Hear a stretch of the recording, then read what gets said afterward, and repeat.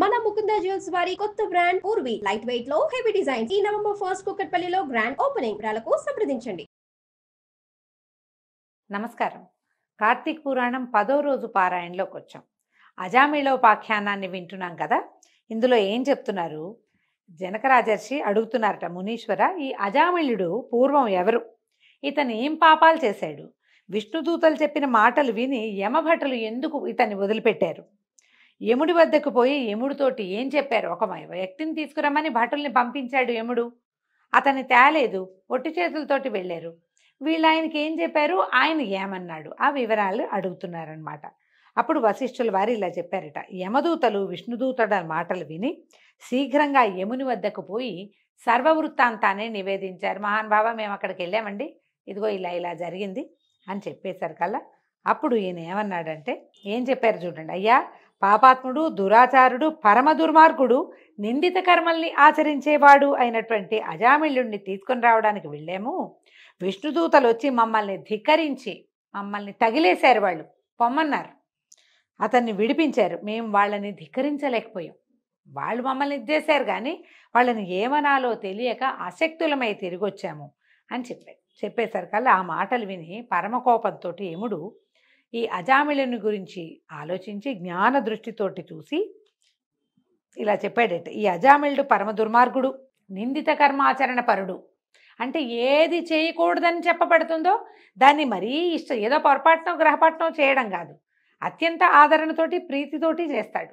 కొంతమంది ఉంటారు వద్దన్న పనే చేస్తూ ఉంటారు వాళ్ళు. వీడు కూడా అలాంటి వాడే. కానీ వీడు అంత్యకాలమందు హరినామస్మరణ విశేష ప్రజ్ఞతోటి పరమప్రీతితోటి చేయటం వల్ల పాపాలు నశింపజేసుకుని వైకుంఠ ప్రియుడయ్యాడు. అందువల్లనే అతన్ని విష్ణుదూతలు స్వీకరించారు. దుష్టాత్ములై హరి మహిమను తెలుసుకొనకనే హరినామస్మరణ చేసినా కూడా పాపాలు నశిస్తాయి. దహనేచ్ఛ లేకపోయినా కూడా తాకిన ఎడల అగ్ని కాల్చక మానదు. మనం అది అంటిద్దాం అనుకోం, కానీ అది తగులుతుంది. నిప్పు ఒక వస్తువుకి దహిస్తుంది, అగ్నికి దాహక క్రియే తన లక్షణము. ఈ భక్తితో నామపారాయణ చేసేవాడు, నామస్మరణ చేసేవాడు జీవన్ముక్తుడై అంత్యంలో మోక్షాన్ని పొందుతాడు. భక్తి లేకుండా చేసినా కూడా నామపారాయణ వల్ల, ఆ నామాన్ని పదే పదే అనటం వల్ల, మనం మామూలుగా చెప్పుకుంటామండి, ఒక నామాన్ని మనం శ్రద్ధతోటో అనాసక్తితోటైనా సరే రామ కృష్ణ అంటుంటే ఆ కృష్ణనామధేయం, ఆ రామనామధేయం నుంచి వెలువడేటువంటి శక్తి, ఎనర్జీ మనని సరైన దారిలోకి తీసుకుపోతుంది. ఒకవేళ జీవితంలో సరైన దారి ఉన్నా లేకపోయినా అంత్యంలో వాడికి సరైన దారే లభిస్తుందట. అందుకని కలవు నామపారాయణం అని చెప్తారు. కలియందు తప్పకుండా నామస్మరణే చేసుకోవాలి. ఎవరైనా తిట్టినా నారాయణ నామస్మరణతోటే తిట్టాలి, పిలిచినా నారాయణ నామస్మరణతోటే. బోలెడు నామాలు ఉన్నాయి కదా, ఈ నామాల్లో ఏది మనం స్మరించినా సరే ఫలితం లభిస్తుంది. ఇదంతా విచారించి యముడు ఊరుకున్నాడట. ఏం చెప్తున్నాడు? అజామిళుడు పూర్వమందు సౌరాష్ట్ర దేశమందు బ్రాహ్మణుడై ఉండి శివార్చకుడుగా ఉండి శివద్రవ్యాన్ని హరిస్తూ స్నానం సంధ్యాదులని విడిచి అన్యమానసుడై శివుని పూజించుచు శివునికి అభిముఖంగా కాళ్ళు చాపుకుని శయనించేవాడు. అంటే పూజ చేసేవాడు, ఓం ఓం అనేవాడు. ఈ బుర్ర ఎక్కడో ఉండేది, వేరే ఆలోచన చేసేవాడు. మనం శ్రద్ధగా చేయాలి కదా, ఏం చేసినా భక్తి పూజ శ్రద్ధతోటి చేయాలి. ఆలయంలో చేసేవాడికి శ్రద్ధ లేకపోతే వాడి శ్రద్ధారాహిత్యం వచ్చిన భక్తులకు కూడా ఫలితాన్ని ఇవ్వదు పాపం. కానీ వాడు అట్లాగే చేసేవాడు. ఆ గుళ్ళో కాళ్ళు చాపు కూర్చుని శివలింగానికి అభిముఖంగా కాళ్ళు పెట్టుకుని ఉండేవాడట. తర్వాత ఆయుధపాణిగా ఉండేవాడు. బ్రాహ్మణుడు ఆయుధపాణి కాకూడదు, అతను అస్త్రశస్త్రాదులు పట్టుకోకూడదు, పనికిరాదు. అసలు అర్చకులుగా ఉండేవాళ్ళు ఆయుధ ధారణ అసలు చేయకూడదు. కానీ వీడు ఆయుధపాణిగా ఉండి స్నేహితులతో కూడి నానాలంకారాలు అలంకరించుకుని ఇచ్ఛావిహారాలతో తిరుగుతూ బహుభాషి అయి మంచి యవ్వనంలో ఉండేవాడు. ఆ ఊరిలో ఒక బ్రాహ్మణుడు ఉన్నాడట, ఈ అజామిళుడు ఉన్న ఊరిలో. అతనికి రూపవతి యవ్వనవతి అయినటువంటి భార్య ఉండేది. ఆయన ఒకసారి దరిద్ర పీడితుడై ఏం చేశాడు, ఈ బ్రాహ్మణ ఆయన భోజనం కోసం, అంటే సొమ్ములు లేవు, డబ్బు ఏ రకంగానూ రావటం లేదు. ఆయన గ్రామాలు పల్లెలు అక్కడికి వెళ్ళి యాచన చేసుకుని తెచ్చుకునేవాడు. ఒక్కొక్కసారి ఏం చేసేవాడు, ఈయన వచ్చి సంపాదించిన ధాన్యాదకం నెత్తి మీద పెట్టుకుని వచ్చి ఇంటికి వచ్చి ఆకలితో వచ్చి, ఏమే నాకు ఆకలిస్తుంది, త్వరగా వంట చేయి, కాసిన మంచినీళ్ళు పోయి అది తాగి కొంచెం శాంతిస్తాను అని పలికాడట. ఒకసారి పలికితే ఆయన ఎన్నిసార్లు పిలిచినా ఆవిడ ఆ అమ్మాయి అతని భార్య పలకలేదు. ఇంటికి వచ్చిన భర్తకి మంచినీళ్ళు ఇవ్వకపోతే ఏం పూజ చేసినా ప్రయోజనం లేదు. మంచినీళ్ళు మనంతటా మనమే ఇవ్వాలి, లేదా వాళ్ళు అడిగినప్పుడైనా ఇవ్వాలి. అది చేయగా ఇది చేయకపోతే మనం పూజ చేసినా ప్రయోజనం లేదు. అయితే ఈవిడ ఎవరో ఒక కుర్రాడి గురించి ఆలోచిస్తోంది, ఆవిడ పాత స్నేహితుడి గురించి. ఆలోచనలో పడి ఈ భర్త మంచినీళ్ళు మంచినీళ్ళు వంట చెయ్యి అని చెప్తుంటే వినిపించుకోలేదు. ఆయనకు కోపం వచ్చి ఏం చేశాడట, ఒక కర్ర తీసి మూలన్నది భార్యని 2 దెబ్బలు కొట్టాడు. ఆవిడ కూడా ఊరుకోవాలి. ఆ 2 దెబ్బలు తిన్నాక భర్తని ఫెడేలు ఫెడేలమని ముష్టిఘాతాలు 2 కొట్టింది ఆయన్ని. కొట్టాక ఈయన వెంటనే ఈ దెబ్బలు తిన్నటువంటి బ్రాహ్మణుడికి చాలా సిగ్గు అవమానము కలిగి, ఇదేమిటి నేను భార్యతో దెబ్బలు తిన్నాను, ఈమె కోసమే కదా నేను ఇదంతా యాచించి ఆ ఊరు ఈ ఊరు తిరిగి ఇంత ధాన్యము తీసుకొచ్చి పడేస్తుంటే, ఇది మంచినీళ్ళు కూడా ఇవ్వకపోగా నా కోపం వచ్చి నేను దెబ్బ కొడితే తిరిగి కొట్టింది నన్ను. కొట్టచ్చా కొట్టకూడదా అని అడగండి, పురాణంలో మాత్రం ఇలాగే చెప్పబడింది. వాళ్ళు కొట్టారు, అతను కొట్టాడు కాబట్టి ఆమె కొట్టిందండి తప్పేమిటి అని అడగకూడదండి. ఇది ఆ కాలం కాదు, కలికాలంలో లేరు వాళ్ళు, కొంచెం ముందు కాలంలో ఉన్నారు. అయితే ఆయన ఈ భార్య అవి దెబ్బలు తినేసరికి ఆయనకి విసుగు పుట్టేసింది. చీ అని ఇల్లు వదిలిపెట్టి బయటికి వెళ్ళిపోయాడట. వెళ్ళిపోయి ఈ భార్య గురించి వదిలిపెట్టేసి, అంటే ఇంకా వెనక్కి రాలా ఆయన, ఎక్కడో యాచన చేసుకుని ఒక పొట్ట నింపుకున్నాడు. ఈవిడేం చేసింది, రాత్రి అతని బయటికి వెళ్ళిపోయాడు, సాయంకాలం అయ్యేసరికి ఈ కోపం వచ్చి వెళ్ళిపోయాడు కదా.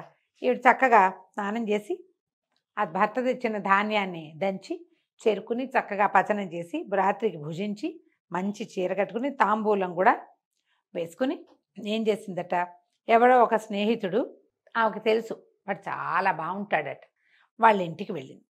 వెళ్ళేసరికల్లా వాడెవరు, వీళ్ళ బట్టలు ఉతికే వాళ్ళ అబ్బాయి. అక్కడికి వెళ్ళేసరికి వాడన్నాడు, అమ్మ ఇదేమిటమ్మా మా ఇంటికి వచ్చావు, నువ్వు మా ఇంటికి రావద్దు, మీరు బ్రాహ్మణ స్త్రీవి, ఇట్లా రాత్రిపూట పరాయి వాళ్ళ ఇళ్ళకి రావచ్చా, ఇట్లా కులం తప్పి చేయకూడదు, మీరు గొప్ప కులం వాళ్ళు, మేము హీన కులజులం అన్నాడు. నేను మీ ఇంట్లో పనిచేసేవాడినమ్మా, కాబట్టి ఇట్లా మా ఇంటికి రావద్దు, వెళ్ళంటే అట్లా అదేమిటి నేను నిన్ను వలసి వచ్చానన్నది.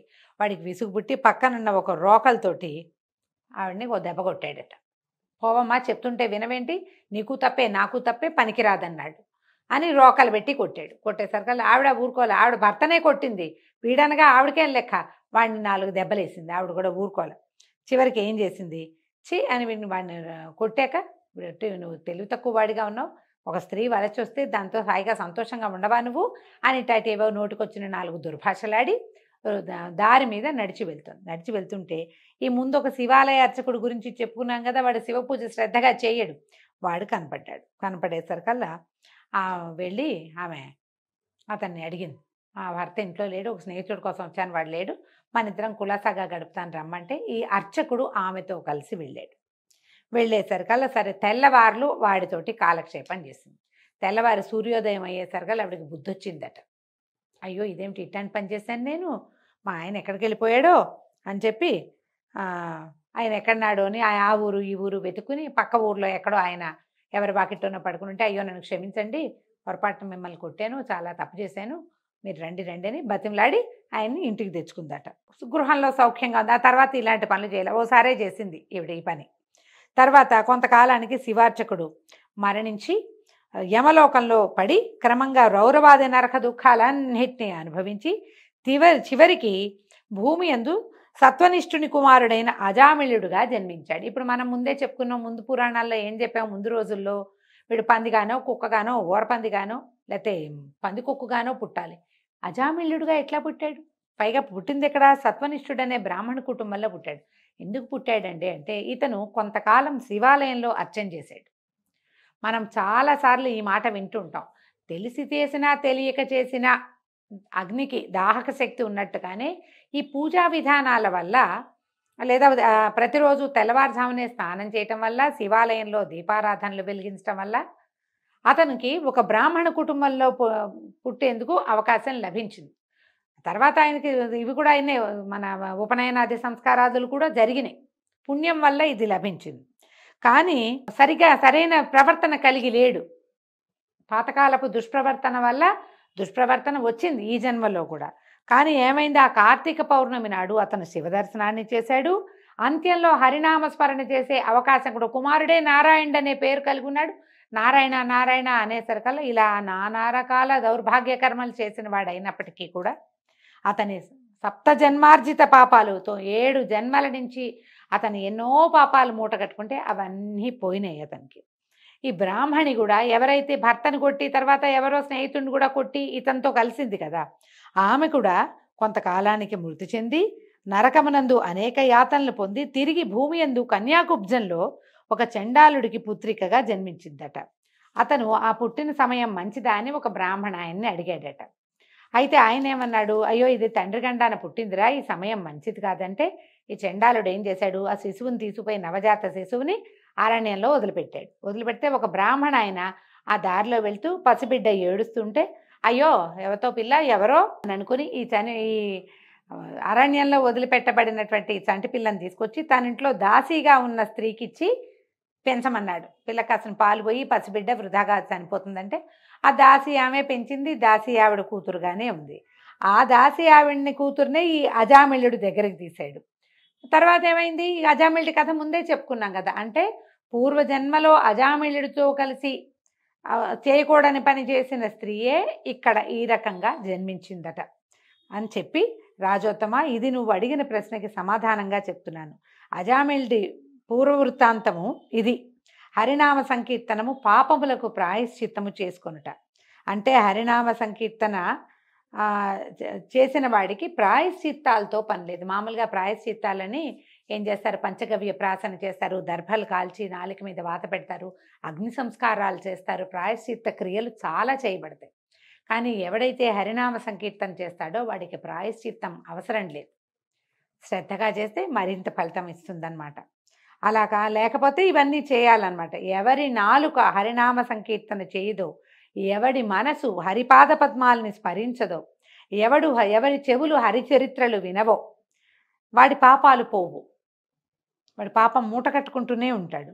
అయితే ఇక్కడ ఏం చెప్తున్నారు, ఈ చింతన మాని ఈ మిగిలిన పాప చింతన మానేసి హరిని స్మరించే వాళ్ళు ముక్తిని పొందుతారు, ఇందులో సందేహం లేదు. కాబట్టి కార్తీక మాసమందు ఆచరించిన ధర్మము అతి సూక్ష్మమైనా కూడా అది గొప్పది కానీ పెద్దది కానీ వేటినైనా సరే, పెద్దవాటిని చిన్నవాటిని పెద్దవాటిని, పెద్దదాని కానీ చిన్నదాని కానీ పాపాలని పోగొడుతుంది. కార్తీక ధర్మానికి పాపాలు నశింపజేసే సామర్థ్యం ఉంది. కాబట్టి కార్తీకంలో ధర్మం ఆచరించని వాడు నరకాన్ని పొందుతాడు, ఇది నిశ్చయము. ఈ పాపాలు నశింపజేసేటువంటి అజామిళుని కథ విన్న వాళ్ళకి సమస్త పాతకాలు నశించి మోక్షాన్ని పొందుతారు. ఈ కథ వినేవారు కూడా పాప విముక్తులై వైకుంఠమునందు విష్ణువుతో కలిసి సుఖిస్తారు.